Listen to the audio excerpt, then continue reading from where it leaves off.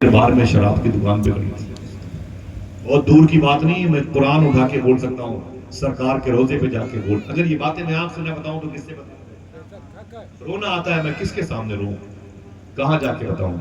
लड़की को पकड़ लिया गया, तू निकाब ओढ़ करके मुसलमान है कि कोई और है? उसने कहा मैं मुसलमान हूँ। मालूम है बहुत दूर की नहीं है, नाम लूंगा तो पसीने से भी सबके चेहरे उतर जाएंगे। बहुत दूर की नहीं है। मालूम है उसने क्या कहा? मेरा बाप शराब पीता था, रोजाना ब्लैक रंग की पॉलिथीन में एक टीन में शराब लाता था, और मैं जब फ्रिज खोलती तो महक आती थी। मैंने उसे उठा के एक दिन चेक किया तो नशा आया। दूसरे दिन मैंने उसे थोड़ा सा और चेक किया तो अच्छा लगा। फिर मैं आहिस्ता आहिस्ता आदी हो गई। 2-4 घूंट ही सही मैं रोज पी लेती थी। बाप की लाई हुई शराब जवान बेटी पी थी। मेरी शादी हो गई, मैं ससुराल में आ गई। 3 महीने तक बर्दाश्त करती रही। जब न बर्दाश्त हुआ तो निकाब ओढ़ करके ठेका देशी शराब के सामने।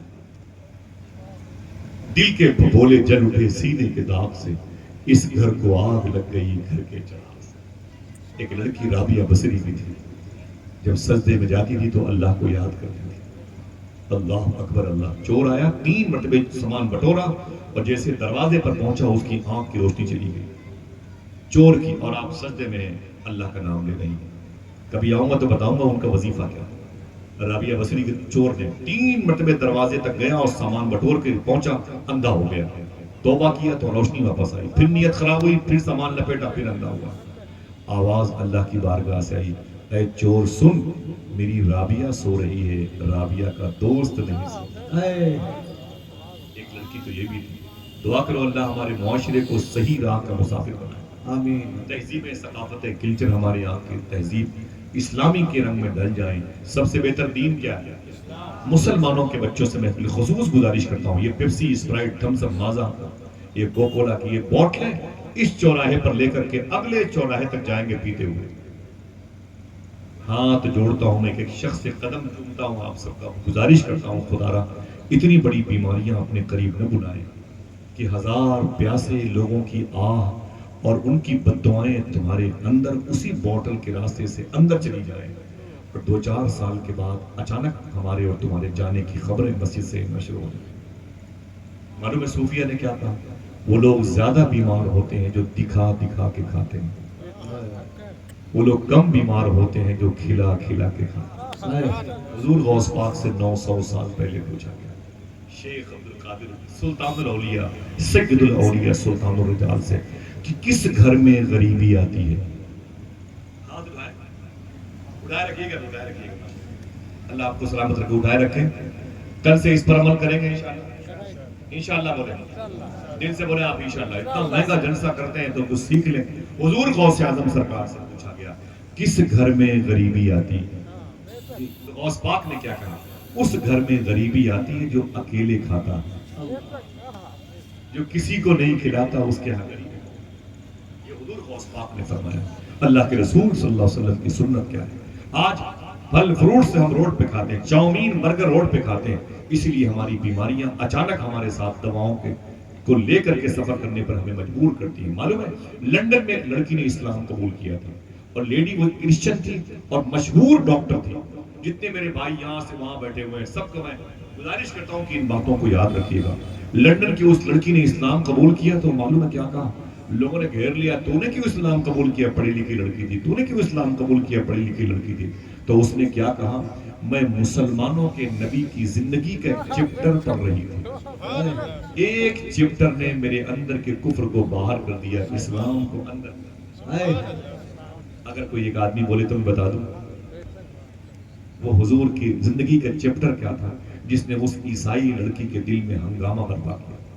वो लड़की कहती है कि मुसलमानों के नबी बैठे हुए थे, अचानक हुजूर के गुलाम आए और रो रहे थे। तो हुजूर ने कहा कि आप रोते क्यों हैं? तो रो के बोले, सरकार 3 दिन से मेरा बेटा गायब है, मेरा बेटा 3 दिन से गायब है, तो मैं बहुत ढूंढा नहीं मिला।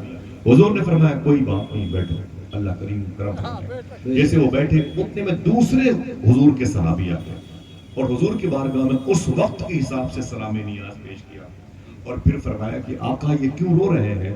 तो हुजूर ने कहा कि इनका बेटा कितने 3 दिन से गायब है, इसलिए रो रहे हैं। तो उन्होंने क्या कहा? हुजूर इनको खुशखबरी सुना दो, मैंने अभी अभी احد شریف کے شہیدوں کے یتیم بچوں کو جس گراؤنڈ میں کھیلتے ہوئے دیکھا ہے اسی گراؤنڈ میں ان کا بچہ بھی کھیل رہا ہے.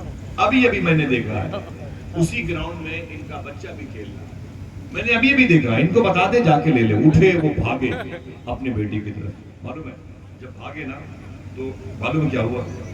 حضور نے کیا کہا؟ انہیں پکڑ کر کے لے آؤ, انہیں پکڑ لاؤ. صاحبوں اسے یاد کرنا بھولنا نہیں, آپ میری بخشش کی ضمانت ہے. معلوم ہے کیا کہا؟ میرے آقا فرماتے ہیں انہیں پکڑ کر کے لے آؤ. وہ لائے گئے تو حضور نے کہا کہاں جا رہے ہو؟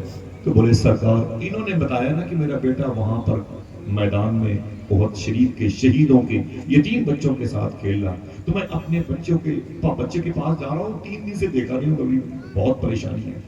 حضور نے ایک جملہ کہا, سمجھیے گا تب بولیے گا سنیے. حضور نے ایک جملہ کہا, اس میدان کے کرانے اس گراؤنڈ کے کنارے جاؤ گے تو کیا کہہ کے اپنے بیٹے کو بلاؤ گے؟ بولے کہوں گا اے میرے بیٹے, اے میرے بیٹے, اے میرے بیٹے, آ جا آ جا آ جا میرے سینے سے لگ جا. تو اللہ کے رسول صلی اللہ علیہ وسلم فرماتے ہیں خبردار اس میدان کے کنارے جانا تو اپنے بیٹے کو بیٹا نہ کہنا. کہا پھر کیا کہوں گا؟ بیٹا میرا ہے, اسے بیٹا نہ کہو. کیوں؟ حضور فرماتے ہیں اس کا نام لے کے پکارنا, اے فلاں میرے, اے فلاں آ جا آ جا, اے فلاں آ جا, میری بیوی میرے بچے سب پریشان ہیں, آ جا تو آ جا. اس کا نام لے کے پکارنا. تو اس نے کہا آقا میں اپنے بیٹے کو بیٹا کیوں کہہ کے نہ پکاروں؟ تو حضور رونے لگے. حضور نے فرمایا کہ اس میدان میں بہت سارے یتیم بچے کھیل رہے ہیں, اگر تم نے اپنے بیٹے کو بیٹا کہہ کے بلایا تو ان یتیم بچوں کو اپنے مرے ہوئے باپ کی یاد آ جائے گی, اور اگر ان کی آنکھ میں آنسو آ گئے تو اللہ کے رسول کہتے ہیں ان آنسوؤں کے تم ذمہ دار ہو گے. وہ لڑکی کہتی ہے خدا کی قسم جو نبی یتیم بچوں کا اتنا خیال رکھے وہ بزرگوں کا کتنا خیال رکھے گا. بس فوراً میں نے کلمہ پڑھ کے مشرف و اسلام ہونے میں عافیت سمجھی اور میری پیشانی پر لکھ اٹھا ان الدین عند اللہ الاسلام. بے شک اللہ کے نزدیک سب سے بہتر دین, اونچی بولے, سب سے بہتر دین اسلام ہے. لیکن ہم آج لوڈ بن گئے. ہندوستان کی حکومت ہمیں بوجھ محسوس کرتی ہے. فلسطینیوں کی قبیلے کی نسل کشی ہو رہی ہے, ہماری پیشانیوں پر بل نہیں آتا.